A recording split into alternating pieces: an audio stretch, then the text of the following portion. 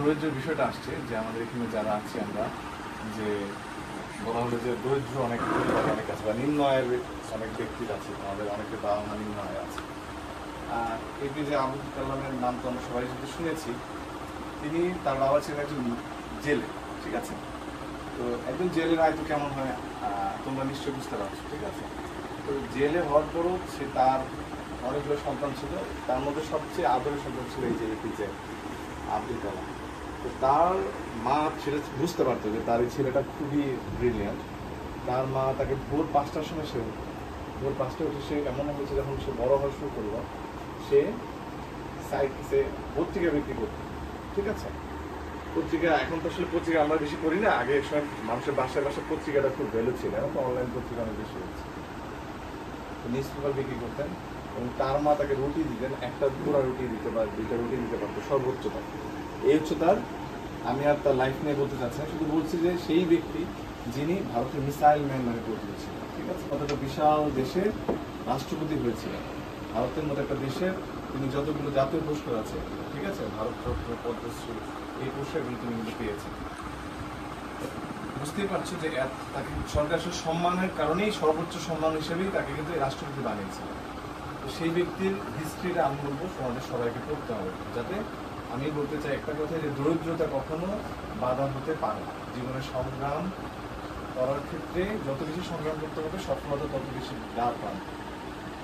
এরপর আসি দিশারির এই পাঠাগার সম্পর্কে।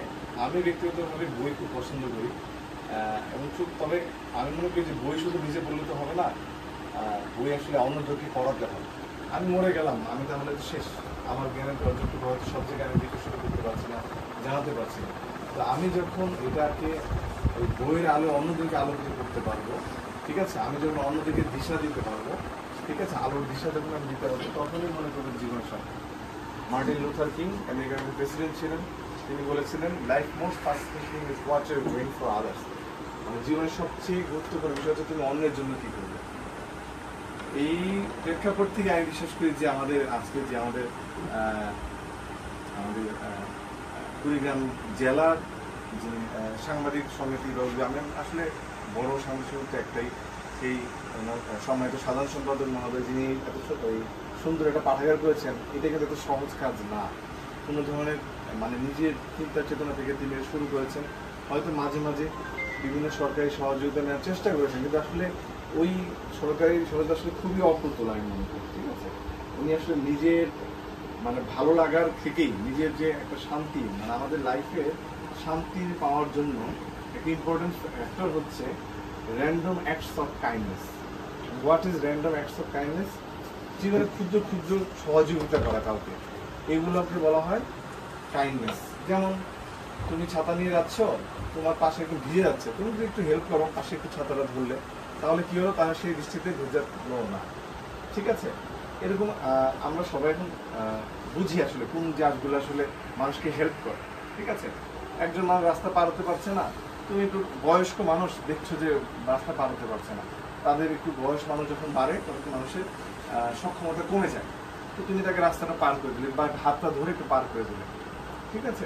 এরকম অসংখ্য, আমি ওইটাও নিয়ে বলবো, আমি সব কিছু স্বল্প অল্প করে বলবো, জাস্ট ইন্ট্রোডাকশনের মতো করে বলবো, হ্যাঁ, যাতে তোমরা ইন্টারেস্ট ফিল করলে ওগুলো নিয়ে আরো বিস্তারিত করে জানতে পারো।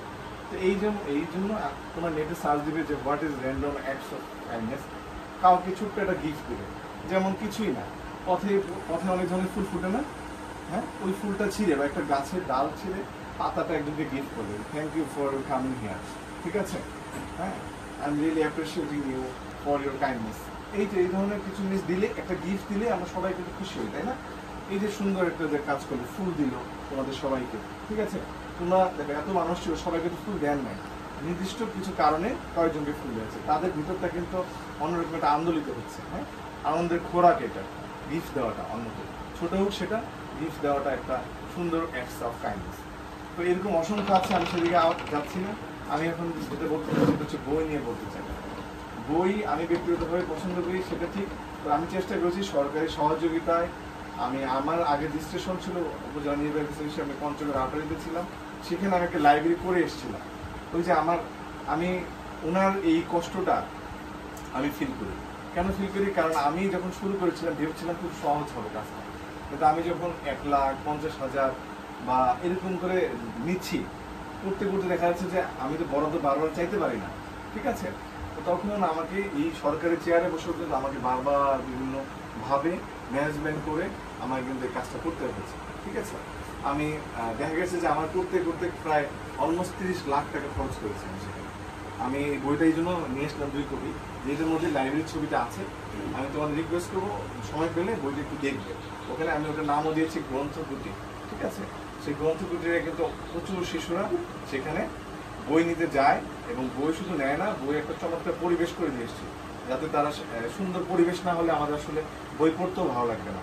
তো আমাদের এই জন্য সুন্দর একটা পরিবেশ করে দেওয়ার চেষ্টা করা হয়েছে, এবং আমি মনে করি আটোয়ারিবাসী সেটা সুফল পাবে একসময়। আর বই পড়ার এই জন্য আর কি বললাম, আমি ওনার কষ্টটা ফিল করি, যে এই যে এত কষ্ট আমার 2 বছর ইউনো থাকা অবস্থায় আমি তবু শেষ মুহূর্ত শেষ করে আসতে পারছিলাম না, এরকম একটা অবস্থা। তারপরেও আমি এইখান থেকেও পর্যবেক্ষণ করে অবশেষে শেষ করেছি, এবং সেখানে যে বললাম সরকারি বরাদ্দ বিভিন্ন ক্ষেত্রে আমি আমাদের বিভাগ কমিশনার স্যারও আমাকে 1,05,000 টাকা দিয়েছেন বই কেনার জন্য। তো বিষয়গুলো এই জন্য বলবো, আমি কথাগুলো বলার এই কারণ হচ্ছে ওনার কষ্টটা আমি ফিল করি আর কি। হ্যাঁ, উনি যত কষ্ট করি, এটা কিন্তু এত সহজ কাজ না, অনেক কঠিন একটা কাজ এই এত কিছু ম্যানেজমেন্ট করাটা। আমি নিজে ওখানে যে বেতন দিতে হচ্ছে 4,000-5,000 টাকা স্যালারি দিচ্ছি, এটাও এক ধরনের এই কাজ। টাকাটা তো 1 মাস দেওয়া যায়, 2 মাস দেওয়া যায়, বছর পর বছর দিতে এত সহজ না। আমি ওনার কথা থেকে আমি বই পড়ার উপকারিতার দিকে যাচ্ছি। বই পড়ার যে কত উপকারিতা এটা এখন বোঝা যাবে না, এটা বোঝা যাবে আরো অনেক পরে। কিরকম? যেমন তোমরা অনেকে যারা সায়েন্সে পড়েছো, বরফের 12 ভাগের 11 ভাগ পানির নিচে থাকে, 1 ভাগ পানির উপরে থাকে। আমার আটলান্টিক সাগর বা আইসল্যান্ডে যাওয়ার সৌভাগ্য হয়েছিল। আইসল্যান্ডে আমি যখন বরফ, আমার কাছে খুব অবাক লেগেছিল যে কিভাবে আইসল্যান্ডে বরফ, মানে বিশাল বিশাল বরফ। তোমরা টাইটানিক জাহাজের নাম শুনেছো না? টাইটানিক জাহাজ কেন ডুবেছিল? বরফ শৈলের সাথে কি লেগেছিল? লেগে গিয়েছিল।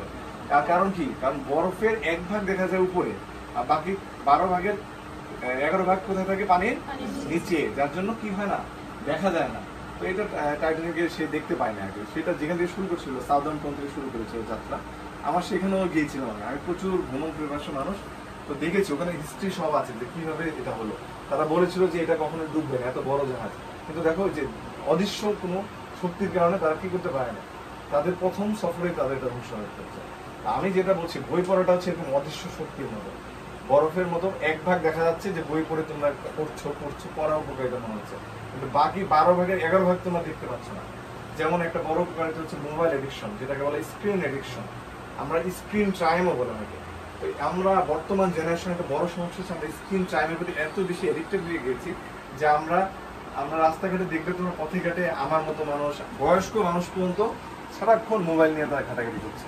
তো এই বই পড়ার মাধ্যমে বা এই লাইব্রেরিতে এই দিশারি পাঠাগারের মাধ্যমে যেটা হবে, একটা বড় উপকার করবো না শুধু, আমি বলবো এটা সবচেয়ে মোস্ট ইম্পর্টেন্ট থিং দ্যাট যে you are avoiding screen time, ঠিক আছে? তোমরা ওই জায়গাটা থেকে বই পড়ার দিকে চলে আসতে পারতেছো, এটা হচ্ছে সবচেয়ে ইম্পর্টেন্ট আমি বলবো।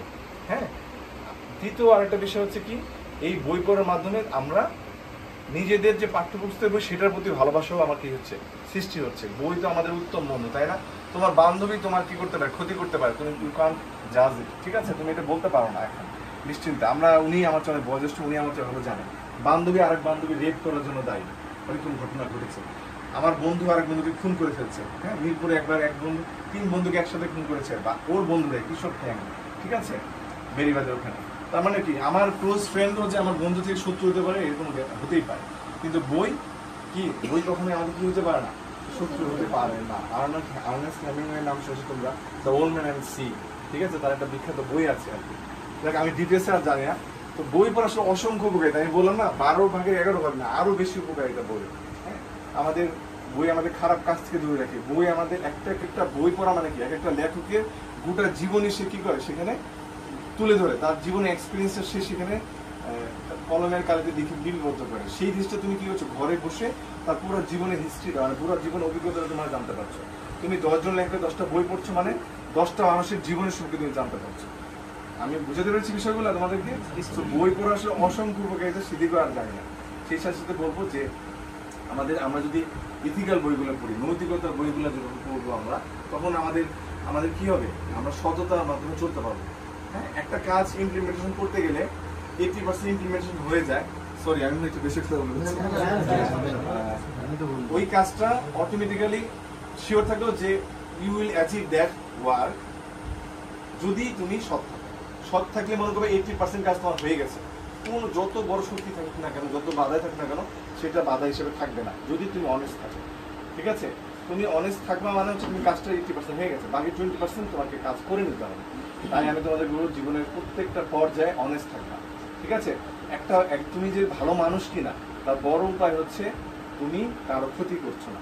তুমি যদি মনে করো তোমার দ্বারা কারো ক্ষতি হচ্ছে না, সেটা মৌখিকভাবে হতে পারে, তোমার একটা গেমের মাধ্যমে হতে পারে, অনেকভাবেই আমরা মানুষকে ক্ষতি করতে পারি, তাই না? মানুষকে একটু বুদ্ধি দিয়ে ক্ষতি করতে পারি, নিজে গায়ে নিজের হাত দিয়ে ক্ষতি করতে পারি, আমার যদি ক্ষমতা থাকে আমি ক্ষমতা দিয়ে ক্ষতি করতে পারি। ক্ষতি করার অনেক ওয়ে আছে। তো এই আমার কথা হচ্ছে একজন ভালো মানুষ হওয়ার উপায় হচ্ছে আমি কারো ক্ষতি করছি কিনা সেটা দেখা। ঠিক আছে, এই জিনিসটা চিন্তা করতে হবে। আর আরো কিছু পয়েন্ট বলছে, নারীর কথা বলছিল। আমি আমার যে 18-এর কথা যে বারবার বলছি এই কারণে যে ওখানে আমাকে লাইব্রেরি করে দিয়ে এসেছিলাম একদম পাকা পড়তে, উপজেলা পরিষদের ভিতরে। ঠিক আছে, খুব সুন্দর, আমার কাছে মনে হচ্ছে খুব সুন্দর, তোমরা দেখলে বুঝতে পারবে। কিন্তু আমার আফসোস যে আমি এখানে তো আসলে এসেছিলাম খুব অল্প সময়ের জন্য, নির্বাচন করবো এরকম জন্য আসছিলাম, এতদিন থাকবো আমি আসলে ভাবতেই পারিনি। তো তারপরও আমি চেষ্টা করছি, এখানকার প্রায় 3 শতাধিক বই বাচ্চাদেরকে পড়িয়েছি, বিশেষ করে কুড়িগ্রাম গার্লস স্কুলের বাচ্চারা, এবং কাঁঠালবাড়ির একটা মেয়েও আছে, সে মাত্র 2 সপ্তাহে অলরেডি মনে হয় 4-5টা বই পড়ে ফেলেছে। হ্যাঁ, তোমার চিনবা হয়তো, কাঁঠালবাড়ি স্কুলে কেউ আছে এখানে, ওর নাম হচ্ছে বিথি না, হ্যাঁ চিনো কিনা জানি না। তো এই যে আমি যেটা বলছিলাম আর কি, যে আমি প্রায় 300-র বেশি বই আমি শুধু পড়ার জন্য দিইনি, আমি সেটা রিভিউ নিয়েছি। কেন রিভিউ নিয়েছি কয়েকটা, এত চমৎকার করে একটা মেয়ে কথা বলছিল এখানে সামনে বসে দাঁড়িয়ে, আমি ওই বসে আমি নিশ্চিত ভাই আমি ওই কথা বলা শিখতে পারিনি, কিন্তু সেই গ্রামে থেকে একদম অজপাহাড়া বলবো না, এটা বাংলাদেশের একটা অনেকটা প্রত্যন্ত অঞ্চলে, যে এটা একটা পকেট ডিস্ট্রিক্ট, সেই অঞ্চলে একটা মেয়ে টানা কন্টিনিউয়াসলি সে 8-9 মিনিট কিভাবে কন্টিনিউয়াসলি একটার পর একটা কথা একদম পুঁথির মালার মতো করে গুছিয়ে গুছিয়ে বলছিল, আমি সেটা কিন্তু পারতাম না। তো আমার কাছে খুব অবাক লেগেছে। নিশ্চয়ই এর পেছনে আমরা সবসময় সিনেমার নায়ক নায়িকাদের চিনি, আমরা সিনেমার পিছনে যে পরিচালককে আমরা চিনি না। আমি মনে করি এত চমৎকার বলে কথা বলা শিক্ষার ক্ষেত্রে আমি বিশ্বাস করি যে আমাদের এই যে এই যে দিশারি পাঠাগার যে এটা মুখ্য ভূমিকা রাখছে, তারাই হচ্ছে কিনা প্রডিউসার। এই যে চমৎকার ভাবে বিতর্ক তৈরি করছে তারা, হ্যাঁ মানুষের সামনে কথা বলার সাহস দিচ্ছে তারা, মানুষের সামনে আমরা অনেকেই কথা বলতে পারি না, আমি অনেক ভালো জানি কিন্তু আমরা এক্সপ্রেস করতে পারি না। এই মেয়েটা আমি নিশ্চিত যে সে আজীবন কাউকে সে ভয় পাবে না। ঠিক আছে, সে যে কারোর সামনে সে অনর্গল কথা বলতে পারবে। তো এই যে এই জিনিসগুলো আমি বললাম, তো উনি হচ্ছে বিহাইন্ড দ্য সিন কাজ করে যাচ্ছেন। আমাদের সম্মানিত সাংবাদিক বলবো আমি, সেই সাথে সম্মানিত শিক্ষকও বলবো। শিক্ষকরা হচ্ছে আসলে যত যাই বলি না কেন, আমরা শিক্ষকদেরকে কি বলি, সেকেন্ড গার্ডিয়ান বলি, তাই না? এই ধরো আমি সে সকালে বের হয়েছি, এই রাতে ফিরবো, আমার ছোট্ট মেয়েটা আছে, ওকে আমি কোনো সময় দিতে পারি না, তার মানে তাকে এই সময় দিচ্ছে, তাই স্কুলের টিচার তাকে সময় দিচ্ছে। আমার ক্ষেত্রে আমি সবসময় বলি যে আমার ক্ষেত্রে আমাকে সবচেয়ে সময় দিচ্ছে আমার টিচার। আমার বাবাও সরকারি কর্মকর্তা ছিলেন, উনি সকালে বের হয়ে যেতেন, রাতে আসতেন। মাও খুব বেশি ট্রাই করতেন পড়ানোর, কিন্তু আমাকে মূলত পড়াতো আমার স্কুলের টিচার, বিশেষ করে প্রাইমারি টিচার। তো এই যে শিক্ষকরা অবশ্যই আমাদের সেকেন্ড গার্ডিয়ান। আমাদের যে কোনো সমস্যার ক্ষেত্রে আমরা সবসময় আমার মা বাবাকে আগে জানাবো, সেই সাথে সাথে আমার মা বাবার পাশাপাশি শিক্ষকদেরকে জানাবো। কারণ শিক্ষকরা হচ্ছে, তুমি মনে করতে পারো তুমি এখন 18 বা তুমি এখন 14 বছর, আমি সব জানি, এটা মনে করার কোনো কারণ নেই। কারণ তুমি অনেক কিছু জানো, কিন্তু মানে ইউ ক্যানট জাজ it what is the right way, what is the wrong way. ঠিক আছে, তুমি অনেক কিছু জানো, কিন্তু তুমি ওই পথটা জানো না, কোন পথটা ভালো কোন পথটা খারাপ। এইগুলো জানে হচ্ছে অভিজ্ঞতার লোক যারা, তোমার গার্ডিয়ান, তোমার বাবা মা, তোমার সম্মানিত শিক্ষকরা। ঠিক আছে, এই জন্য আমাদের সমাজ গড়ার কারিগর কাদেরকে বলা হয়, শিক্ষকদেরকে বলা হয়, তাই না? আমি মনে বলতে বলতে অনেক সময় বলে ফেলছি, প্রায় 15 মিনিট ক্লাস বলে ফেলছি আর কি। তো আমি আর কথা আর বলবো আর 2-3 মিনিট। হ্যাঁ আচ্ছা, গরম লাগছে কিন্তু তোমাদের আমি জানি না। আচ্ছা, আরো কয়েকটা পয়েন্ট যদি বলি আমি তোমাদেরকে, সেটা হচ্ছে পত্রিকা পড়ার বিষয়টা। হ্যাঁ, আমি আসলে আমার আফসোস লাগছে এই মুহূর্তে যে আমি কেন এত শেষ সময় আমাকে মানে আমি জানতে পারলাম, এটা দোষটা আসলে আমার, যে আমি এত শেষ সময় কেন জানতে পারলাম। ঠিক আছে, আমাদের হাত দিয়ে মানে আমার এই 7 মাসেই আমি প্রায় 2.5 কোটি টাকা শুধু আমার হাত দিয়ে বরাদ্দ হয়েছে। আমার খুব আফসোস লাগছে যে এই, তুমিও ভালো জানো জুন মাস মানে সবকিছু ক্লোজ হয়ে গেছে। তারপরও আমি চেষ্টা থাকবে কিছু আমার পরবর্তী ইউনোকে আমি বলে যাব, আমার বিশ্বাস সেও দিবে, সে আমার ঢাকা ইউনিভার্সিটির অনুজ। তো খুব বেশি কিছু হয়তো দিতে পারবো না, তবে আমি একটা নিশ্চয়তা দিই, আমার কাছে রিকোয়েস্ট থাকবে আপনার প্রতি, যারা খুব ব্রাইট স্টুডেন্ট, যারা পরিবারের আর্থিক সচ্ছলতা কম, তারা যেন আজকেই, আমি বলবো আজকেই তারা আবেদনগুলো আমার অফিসে যেন পাঠিয়ে দেয়, যাতে আমি আমার হাতেও তার 1-2 দিন সময় আছে, আমি এর মধ্যেই আমি কনফার্ম করছি, I will ensure to all of you at least 5 students, হ্যাঁ,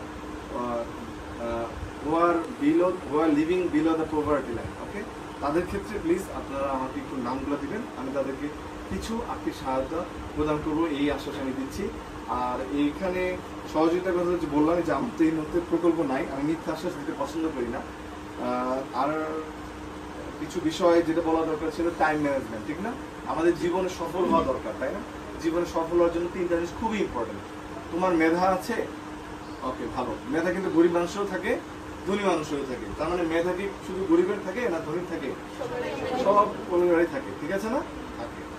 সেকেন্ড হচ্ছে, তার মানে মেধা তোমাদের আছে। সেকেন্ড হচ্ছে পরিশ্রম, তোমাদেরকে পরিশ্রম করতে হবে। থার্ড হচ্ছে সেই পরিশ্রমটা কন্টিনিউশন, অর্থাৎ ধৈর্য চুটির জন্য না হয়, অর্থাৎ ধৈর্য ধারণ করতে হবে। তোমাদের জীবনে ক্লাসে যদি 100 স্টুডেন্ট থাকে, মনে রাখবে তাদের 20-30% লোক হচ্ছে জীবনে সফলতা লাভ করে। এই 20-30% তারা সবাই এই 3টা জিনিস ফলো করেছে। তারা রুটিন লাইফ লিড করেছে, অর্থাৎ ডিসিপ্লিন লাইফ লিড করেছে, শৃঙ্খলাপূর্ণ লাইফ লিড করেছে, অর্থাৎ তারা একটা কন্ট্রোল লাইফের মধ্যে চলে। ধর্ম আমাদের কি শেখায়? একটা কন্ট্রোল লাইফ করা শেখায়, যে এটা করা যাবে না, ওটা করা যাবে না। ধর্মে শুধু না না না না, ধর্মে শুধু অনেক কিছু না করছে না, এটা করা যাবে না, ওটা করে অনেক কিছু না করছে। কেন করেছে? কারণ ওই দিকে গেলে তোমার ক্ষতি হবে। একটা ক্রিকেট, যেমন বর্তমানে ফুটবল খেলা চলছে, ইউরো কাপ চলছে, তারপরে কোপা আমেরিকা চলছে। এই যে ফুটবল খেলা, একটা বাউন্ডারি আছে না? বাউন্ডারির বাইরে থেকে মেসি গোল দিলে কি গোল হবে?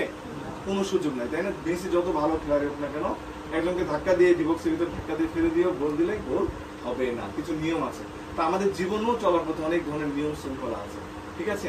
আমাদের এই নিয়মগুলোর মধ্যে ধর্ম হচ্ছে একটা, যে ধর্মের মাধ্যমে আমাদেরকে আমাদের সুশৃঙ্খল শেখায়, আমাকে ফজরের নামাজ পড়া শেখায়। খেয়াল করে দেখো, 5 ওয়াক্ত নামাজ তুমি যদি পড়ো, তোমার লাইফে তুমি অলওয়েজ কি থাকছো? ডিসিপ্লিন লাইফ লিড করছো। তুমি প্ল্যান করবে ভোরবেলা উঠে পড়াশোনা করার জন্য। আমি বলবো তোমাদেরকে, যে বললাম যে সফলতা লাভ করার বড় হচ্ছে কি, বলা হয় ভোরবেলায় 2 ঘন্টা পড়াশোনা করা, সারাদিনে 6 ঘন্টা পড়াশোনা করা এক সমান। এখন অনেকে তোমরা হয়তো দিনের বেলা কাজও করো, কিন্তু দিনের মানুষকে তোমার সময় বাবা মাদের ধানের ভরার সময়, ধান মারার সময় ধানের কাজ করতে হয়, কৃষির কাজ করতে হয় অনেককে। তো তোমরা ভোরবেলা 2 ঘন্টা পড়ে ফেলো, ভোরবেলা তো তোমাদের কাজ করতে হয় না কাউকে, তাই না? ভোর 5টার সময় উঠো, এখন তো 5টার সময় সকাল হয়ে যায়, ঠিক আছে? একদম আলো, 5:15 থেকে একদম আলো হয়ে যায়। তো তোমরা অ্যাটলিস্ট 5:30 থেকে শুরু করো, 5:30 থেকে 6:30, 7:30, 2টা ঘন্টা পরে দেখো সারাদিনে কিন্তু পড়াটা হয়ে যাচ্ছে। এই জন্য আমি তোমাদেরকে ভোরবেলা, আমাদের মাইন্ড থেকে সবচেয়ে ফ্রেশ থাকে, ভোরবেলা খালি পেটে আগে 1 গ্লাস পানি খেয়ে নিবে, তারপরে ফ্রেশ হয়ে করবে, পড়তে বসে পড়বে, তারপরে পড়াও শেষ করে তারপরে তুমি সকালের ব্রেকফাস্টটা করবে। মনে রাখবে সকালবেলা ব্রেকফাস্ট হচ্ছে সবচেয়ে বেশি ইম্পর্টেন্ট, ঠিক আছে? সবচেয়ে লং টাইম পরে আমরা ব্রেকফাস্ট করি, আর সবচেয়ে অল্প সময় পরে আমরা রাতের খাবার খাই। কিন্তু আমরা বাঙালিদের হ্যাবিট হচ্ছে আমরা সবচেয়ে বেশি খাই দুপুরে, তার চেয়ে বেশি খাই অনেক সময় রাতে, ঠিক আছে? আমাদের কারণ আমাদের সুস্থতা দরকার না, এই পড়াশোনা করতে হলে আমাদের কি দরকার? সুস্থতা দরকার। সুস্থতা দরকারের জন্য আমাদের কি করতে হবে? আমাদের হ্যাবিট চেঞ্জ করতে হবে না? আমাদের হ্যাবিটগুলো চেঞ্জ করতে হবে। তো আমি তোমাদেরকে বলবো, আবারও একই কথা বলছি, যে ভোরবেলা উঠে অভ্যাস করতে হবে, পরিশ্রম করতে হবে। ভোরবেলা উঠাটাই তো পরিশ্রম, তাই না? ভোরবেলা তুমি যদি এটা 1 মাস প্র্যাকটিস করো, আমি বলবো একটা বই আছে নো দাইসেলফ, আমি সেদিকে যাবো না, শুধু যেটা বলবো যে তোমরা যদি ভোরবেলা 1 মাস উঠে প্র্যাকটিস করো বই পড়ার, দেখবে তুমি নিজের মধ্যে you can change yourself. তুমি তোমার নিজের মধ্যে তোমার মধ্যে যে অভূতপূর্ণ পরিবর্তন, সেটা তুমি দেখতে পাবা। তাই আমি তোমাদের সবাইকে বলবো যে প্লিজ তোমরা ভোরবেলা উঠে পড়াশোনার চেষ্টা করবো। আমি যেটা করেছি, আমি রিকোয়েস্ট করবো আপনাকে পরবর্তীতে এসিলেমকে একদিন আনার জন্য, যারা জমি জমা নিয়ে আমার মামলা মোকদ্দমা হয়, ছোট ওরা, বাট একদম ছোট না, অ্যাটলিস্ট কিছুটা জানতে তো পারবে, মানে একটু হিংসটা জানবো আর কি। তাহলে ওরা যদি আগ্রহী হয়, তাহলে আমাদের জমি জমা নিয়ে বর্তমানে প্রায় 40 লক্ষ মামলা চলছে। 40 লক্ষ। পৃথিবীর অনেক দেশে, ইউরোপের অনেক দেশের জনসংখ্যাও এত বেশি না। কারণ একটা মামলা যদি 5 জন আসামি হয়, তাহলে 4-5 কত হয়? 2 কোটি লোক। বাংলাদেশে বলা যায় যে প্রতি 8 থেকে 10 জনের মধ্যে একজন লোক হচ্ছে আসামি, ল্যান্ডের আসামি। তাই আমাদেরকে সেগুলো সম্পর্কে জানতে হবে। তোমরা যদি অনেকে অনেক ছোট, তোমাদেরকে মনে রাখতে হবে বাবা মার কথা ছাড়া, জানানো ছাড়া কোথাও যাওয়া যাবে না, ঠিক আছে? আমি তোমাদের আনঅফিশিয়াল একটা কথা বলি, সেটা হচ্ছে এই এজে একটা বড় সমস্যা হচ্ছে টিনেজ এজে মেয়েদের ক্ষেত্রে, যে তারা অনেক সময় অ্যাফেয়ারে জড়িয়ে পড়ে। আমি তোমাদের রিকোয়েস্ট করবো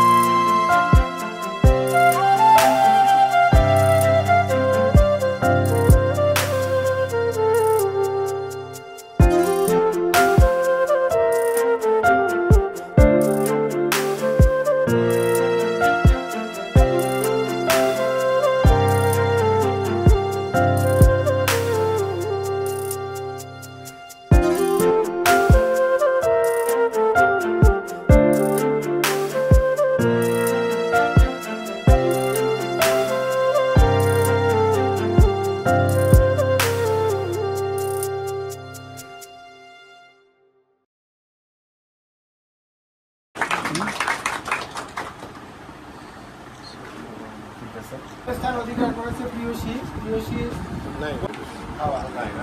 এবং প্রথম পুরস্কার গ্রহণ করছেন শুভেচ্ছা উপহার গ্রহণ করছেন জিনিয়া সুলতানা এবং রুমি আক্তার। তাদেরকে ডেকে নিচ্ছি।